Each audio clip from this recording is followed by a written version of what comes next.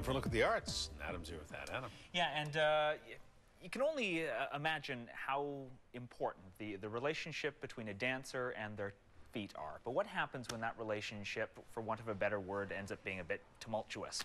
Well, the answer to that question is being explored during one performance at Victoria's Bounce Dance Cabaret.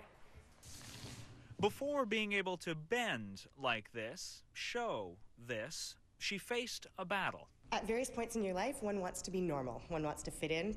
Mostly when you're a kid, you know, in new situations, things that are different you get picked on for. Megan O'Shea grew up being teased about her toes. I was born with 6 toes on each foot, and I have 3 webbed toes on each foot, and my extra toes were cut off when I was 9 months old.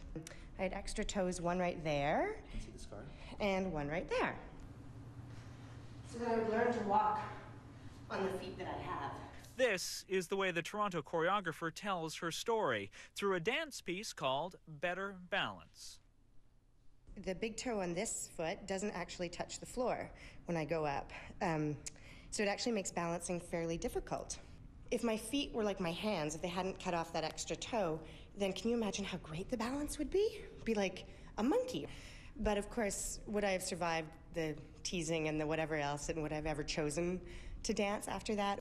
Interesting questions she chooses to explore, not through painting or writing or filmmaking, but through movement. The hope is that people will actually absorb that on sort of like a resonating physical level, letting people see what my feet look like and how they function, and then try and imagine that for yourself.